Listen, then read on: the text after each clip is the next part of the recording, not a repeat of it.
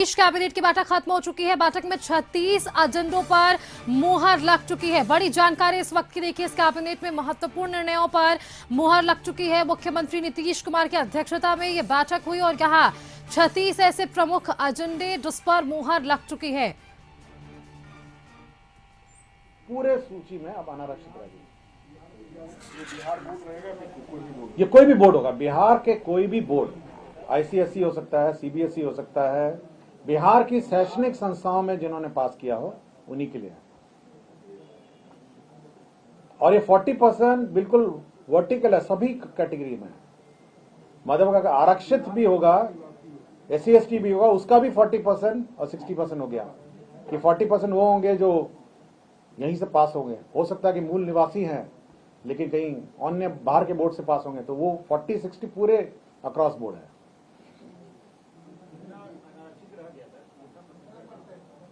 15% रह गया मोटा मोटी। 40% आपका अनारक्षित हुआ। 40% अनारक्षित में 35% ऑलरेडी महिलाओं का आरक्षण हो गया ना, और वही मूल निवासी वाला आरक्षण बच गया 65। अब उस 65 का 40% आपका आरक्षण हो गया।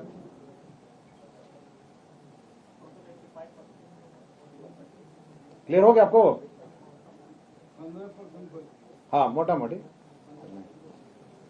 क्लियर हो गया आपको?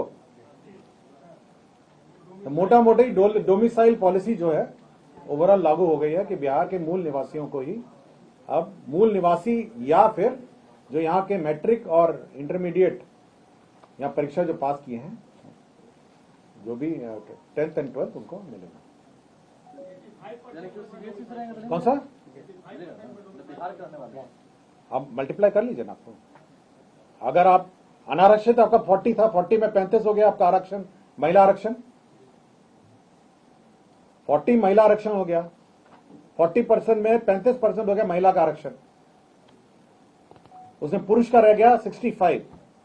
अब मतलब पुरुष और महिला अलग जो अनारक्षित हो गया, अब उसका 40% अब हो गया जिसने 10th एंड 12th पास किया। ये फॉर्मूला सबको समझ में आ गया?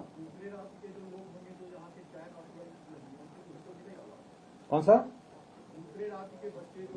हाँ, जो यहाँ के 12th एंड 12th है, अगर उस कैटेगरी में आएंगे, मतलब वो नॉन, मतलब उस स्मॉल कैटेगरी, वो तो बहुत स्मॉल कैटेगरी है।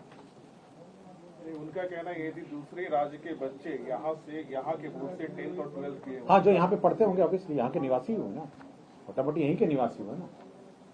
अगर उसने 10th एंड 12th यहीं पास किया तो इस कैटेगरी में 40% में तो आएगा ही होगा। सर, यदि मूल निवासी है लेकिन matric inter out of state किए हैं दूसरे स्टेट बोर्ड से, तो उनके लिए क्या? उनके लिए ये नहीं होगा ना। उनके लिए तो अगर जैसे आरक्षण है, सपोज को शेड्यूल कास्ट है, जो शेड्यूल कास्ट का नियम तो अलग है, वो तो आरक्षण का नियम अलग है। मैं केवल इतना ही बोल रहा हूं, जो अनारक्षित में भी जो यहाँ 10th एंड 12th पास करेंगे उन्हीं को मिलेगा। मल्टीप्लाई कर लीजिए ना, मान क्या ले, यहाँ पे कैलकुलेट करिए ना। मैं एग्जैक्ट बताऊं आपको, एग्जैक्ट ठहरी, एग्जैक्ट आपको बता देते हैं।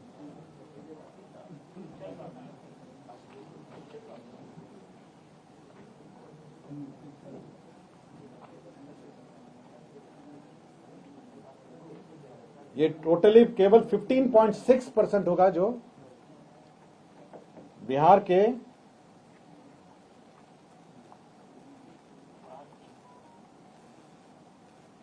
मात्र 15.6 अब बाहर के होंगे। क्लियर हो गया? अभी तक कितने थे सर? हाँ, अभी तक कितने थे? अभी तक तो जो 2 नियम पास हुआ ना, पिछले बार भी पास हुआ। पहले आपका 60 था, फिर 40% अनारक्षित था, उसमें भी 35% महिला हम लोगों ने कर दिया। उसके बाद जो 65 बचा उतने ही थे, अब उसको भी घटा दिया गया है। अब केवल 15.6 पद ऐसे बच गए हैं, और ये दोनों के लिए एलिजिबल है। ये नहीं है कि बिहार के बाहर के, जो बाकी अनारक्षित बच गए 15.6, उसमें सब कंपीट करेंगे। बिहार के निवासी भी कंपीट करेंगे और बिहार के बाहर की भी। मतलब ये नहीं है कि मतलब 15.6 में भी, और मोटा मोटी अगर आप समझ लें कि अगर 10% बाहर के आते होंगे तो 15.6 का भी 10% आप समझ लीजिए, तो 1.5% 2% आपका मतलब बाहर के लोग होंगे और बाकी बिहार के लोग होंगे। मतलब आपका 98%, 95, 98% बिहार के लोग होंगे। क्लियर हो गया आपका? मतलब 15.6 जो है वो टोटल अनारक्षित है। अगर उसमें भी आप 80-10 या 80-20 या 90-10 करेंगे तो मोटा मोटी आपके जो बिहार के जो निवासी हैं उनके लिए मोटा मोटी वो होंगे 98% बिहार के लोग होंगे जो क्वालिफाई हैं। 2% बाहर का कोई होगा। क्लियर हो गया आपको? स्पष्ट हो गया ना? मतलब 2% होगा। क्लियर हो आपको? कि अब इसमें कोई डाउट है? मतलब जो टोटल अनारक्षित है वो 15.6 है, जिसमें फिर बिहार के और बाहर के लोग कंपीट करेंगे। हाँ, दोनों शामिल होंगे। और यूजुअली जो ट्रेंड देखा गया है, अगर 10% भी बाहर का होगा तो 15.6 में 1.5% बाहर के लोग होंगे और बाकी लोग यहां के होंगे। तो आपके अगर 1.5% होगा तो आपका हो गया 98.5 बिहार के लोग होंगे। तो ऑलमोस्ट आपका 100% हो गया, 98.5। क्लियर हो गया? तो 98.5 आपके बिहार के निवासी होंगे। क्लियर हो गया आपको? किसी को इस एजेंडा पे पूछना है कुछ? सर ये सभी नौकरियों के लिए या शिक्षा विभाग? यह शिक्षा विभाग का टीआरई फोर्स है। मैं शिक्षा विभाग के बारे में बोल रहा हूं। क्लियर हो गया आपको? हाँ, नहीं, मैं इसलिए बार बार बोल रहा हूं कि किसी और को डाउट है तो पूछ लीजिए, मैं अगला एजेंडा जाऊंगा। नहीं, उनकी माता का देहांत हो गया है श्राद्ध कार्यक्रम में। और कुछ किसी को पूछना है? हम आपको बता दिए ना, 15.6 में भी सभी कॉम्पीट करेंगे। और अगर आप अनुमानित रख लीजिए 5-8% या 6% बाहर के लोग होंगे तो 1% बाहर का कोई होगा, तो 99% आपका हो गया ना डोमिसाइल। क्लियर हो गया आपका? मतलब मोटा मोटी अगर आपको मतलब हेडिंग के लिए चाहिए तो ऑलमोस्ट 98-99% जो है बिहार के निवासी ही कम्पीट करेंगे।